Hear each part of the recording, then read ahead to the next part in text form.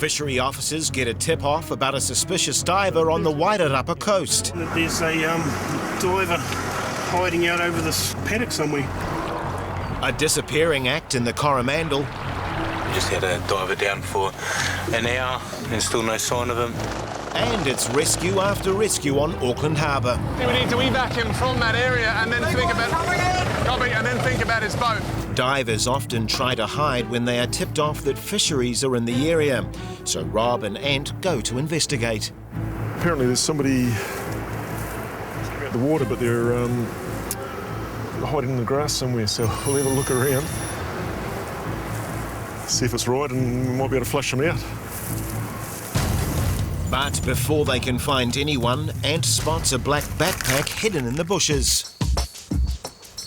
The backpack contains 48 power. The daily limit is 10 per person. Whoever owns this bag had a good reason to dump it. 43 undersize. All right, so 5 legals. Then Rob's eagle eye spots a man walking across the rocks. Excuse me, how you doing? You been out diving at all? No, I'm just getting Guinness from around the rocks. Guinness, oh, okay. No one else out here diving with you at all? No. No? Oh, okay. Have you got kinners in the bag there, or? Despite claiming to have caught kinner, Ant only finds power when he checks the man's bag. So you got 3 undersize. So you haven't got any other bags with you? No. Who's with that black bag there on the beach up there? I only got one bag. 29. Despite Ant's suspicions, there's nothing to tie the man to the backpack full of power. Ant takes his details for the 3 undersized power he has on him. Maybe get a measure or something next time. Yeah. You know, so you got the 125, and then that stops any, you know, any 10 limit per day per person, and your 125 mils, and that's what we need. It's disappointing for Rob and Ant not to have found the owner of the black bag, but at least the diver hasn't got away with his loot. 3 times his recreational take, so it'd be 3 times over, so it's a offence where you'd go to court, so it'd be prosecuted by the Ministry of Fisheries, and you end up in court. So you can understand why someone would dump them. To make sure the diver doesn't return for his haul, the officers take the power right up the coast to return them back to the ocean. So the idea is to stick the powers back onto a rock, and they'll make sure they suck on, and they should be okay. If you just throw them back in, they'll more or less end up dying and becoming just part of the food chain. So if you can stick them back on the rock, all the better. In between waves. It's going to be a long evening for Ant and Rob. They have to stick 43 undersized power onto the rocks.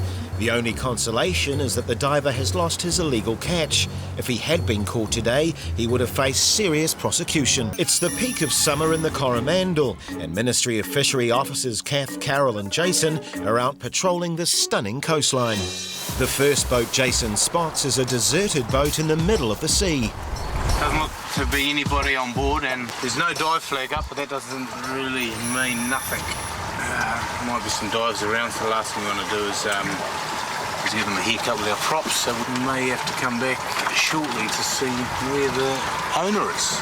The team suspects the owner of the boat may be a diver looking for cray or power. Definitely worth having a look, because you can't actually take power using scuba. There's a lot of undersized power around this area, but possibly just down there getting crays, so we'll definitely come back and take a look when he surfaces. While they wait for the diver to surface, they check other boats in the area. I'm quite happy.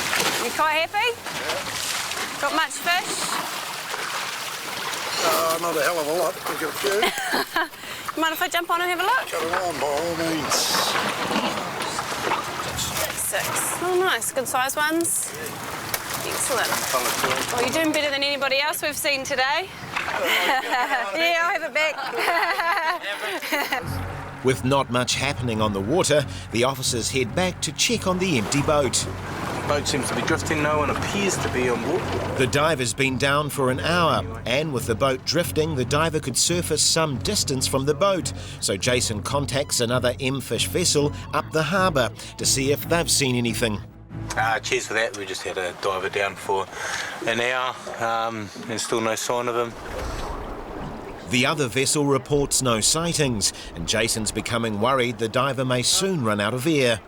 I was just going to go in, check the boat, make sure there's not another dive tank in the boat. He could have come up and changed tanks while we were away, which will explain the long time.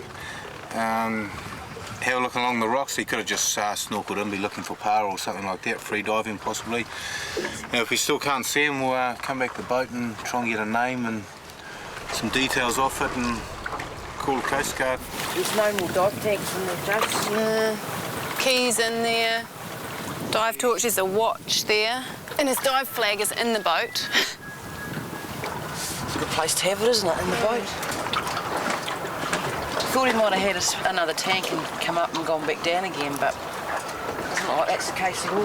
The situation is now becoming serious. Time is running out on a standard tank, and there is no sign of the missing diver. Is there a cell phone or anything? Car keys. He's young. With no diver in sight and no news from the Coast Guard, Jason decides to start combing the shore. Out of the blue, a vessel speeds towards the empty boat. Is your guys' boat? Yes, that's us. Yeah, if you could just come over here, please. Whose is the little boat here? It's my dad's. Your dad's boat, okay. All right, yeah, we've just been around in this bay here and noticed there was nobody on the boat. We thought that would be happening. Oh, okay. We put the dive flag down. We took the dive flag down before we left. We actually got away here. We thought, we're going to go back and drop that. Okay, no worries. These careless divers seem unaware of the worry they have caused the officers. We actually knew that people would be looking. You boys want one of these? But we knew we weren't going to be that long as well, you know. We're safe and sound, that's the main thing. Yeah, that's right. All right, guys, thank you very much. Yep, very good. Take care. Yep. See you later. See ya. Hopefully these divers will leave a Dear John letter next time they decide to abandon ship.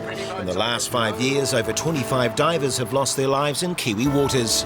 We're looking for a vessel in an area that's obviously full of traffic with the Louis Vuitton racing, so just a matter of tracking him down. At 14 metres, he should be reasonably distinctive. Is this him or not? I don't think this is us, given that it's got... Let's go and have a look over there, guys. That's got the canopy over the back as well. Yeah. And looks a little bit more 14-metre-ish to me. Finally, the charter vessel is spotted. G'day, mate. Copy to your calls. Can we just get all the lines clear from this side of the boat and we'll come in here. We'll have a look at the power first for you, see if we can get you going, and then if necessary, we'll arrange a tow. The charter vessel has a stag do on board. Luckily, it's early in the day and they're all fairly tame. The Coast Guard crew remedy the problem with a quick jump start. They'll be able to continue on with their day, so just a matter of getting the crew aboard. Leaves you guys with the rest of your day. Cheers, guys. And you're in. Yep. Nice work, guys. So safely started, no issues other than the battery. The stag do, so the groom got the blame, and fair enough too. I guess I'll take it out on him later. Just as the team leave, they get another call from a boat with mechanical issues. Okay, guys, so we're approaching the scene. We're looking for a 14-foot fire-round runabout. Yeah, I agree. It doesn't look like anything like the target that we've been described. We're off Home Bay at the moment. Can't see any 14-foot fire-rounds. Anything better on that location? A couple of kilometres east of Rakino Island, Joe thinks they may have located the boat they're looking for. We've got a vessel up ahead of us.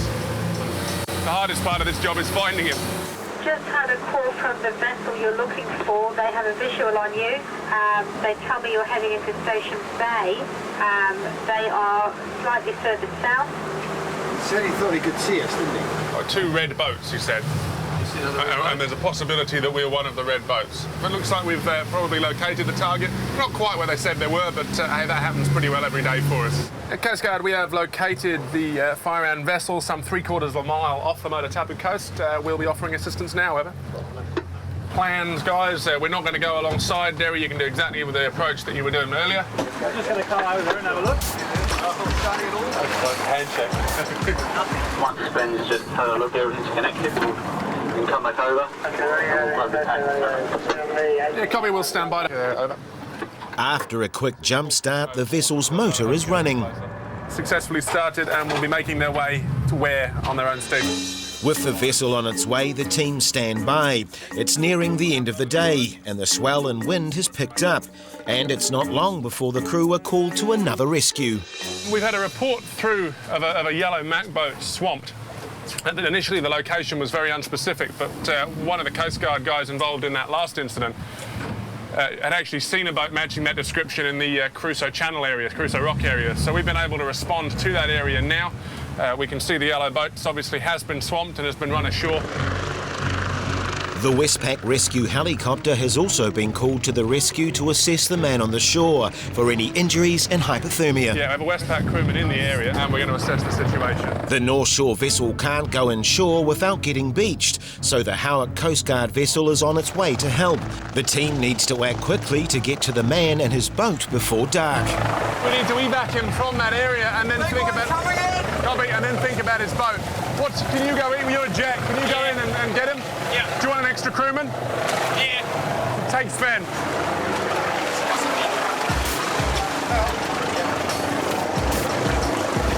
With light fading rapidly, the team won't be able to retrieve the yellow boat today. But the good news is that the rescue helicopter team have given the man the all clear. By the time Howick 2's back, I want another 2 people ready to get on and go and help Sven. This guy's lucky to be fitting well. In all honesty, it looks like it would have been a pretty frightening place to be. The conditions today, the wind we're seeing, and that little boat, he's a lucky man. The smaller vessel is able to get close enough to the rocky shoreline to enable the rescue crew to hoist the man on board. Upon transferring aboard the Coastguard boat, the man has just one word to describe his ordeal. It's scary. At Coastguard, we've successfully recovered 2 of the crew and the skipper of the stricken vessel aboard North Shore Rescue. We'll be recovering the remaining 2 crewmen shortly and then be making our way clear of the scene from there. Bad day. Hey, you're safe? It's a good day. Yeah. I look at the weather, it's too rough. It always pays to check the forecast. Auckland's unpredictable weather can quickly change. All it takes is the wind to pick up or the weather to turn. Once the man is dropped safely ashore, the crew can return to the base and finally call it a day. Minister of Fisheries. Oh, yeah. What have you been diving for today? Water clear? No, not that good. Just been walking along the road, just been teaching the young fella. Oh, okay. Yeah. I don't know what the size is after this, so I just come out of the water. You don't know what size you mean? Do you know what size you're I know supposed to they're big. I was going to come and measure them like to the end of the knife. You haven't got a measure with you? I don't know the measure. Hey? I don't know. It's my first time. Nah, get out of here. Well, unfortunately, you've got 6 undersized power there. Yeah.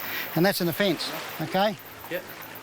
Because you've committed offence under the Fisheries Act here and taken undersized power, yeah.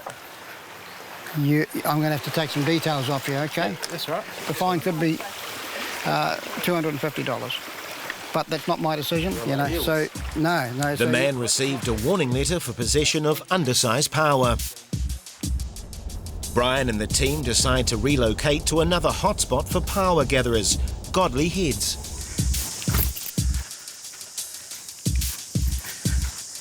We've had some power poaching going on over in there in the last few weeks and apprehended quite a number of people. With the conditions today perfect for power gathering, Brian and the team head down to the beach to see who's fishing.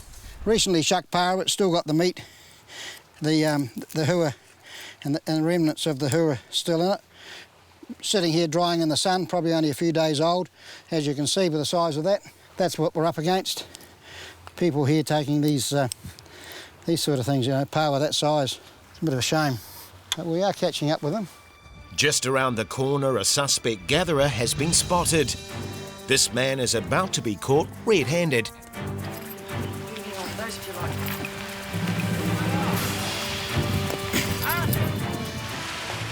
I'd like to talk to you, please.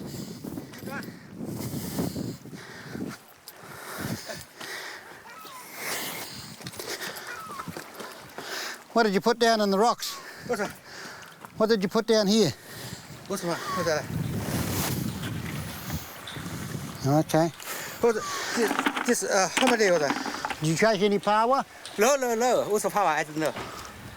How many of those did you take? Oh, there's a rock just this one. Yeah, you took this here. You took You took that there. You took the power. We saw you take it out of the bucket. I don't know, just... Yes, I know. I saw you. Yeah. Yes. Okay, undersized power. I don't know, just also what that. And your friend, you called out to your friend. Just friend, just come and fishing, yeah. Just fishing. We need to take your name, sir. Okay? And you can speak good English? No. Yes, you can. Just a little bit. Just a little bit. That's enough. We both saw you put those Put back. those back in the water, okay? 2 undersized power. You had them in your bucket and you took them out and put them on the beach. What? Yes, I know. It's a power. You knew what it was. Yeah. Okay? Don't you go anywhere. You stay here, please. Put your bucket down. Put your bucket down here. Put your bucket down. No. You leave that there. Just put it there. You tell me your name. Blackfoot power must be at least 125 millimetres lengthwise to be legally taken, and the man won't find many of those in rock pools this close to the shore. Cat size, do you know how many you're allowed to have? I don't know. You don't know? Yeah. Okay. You can take 50.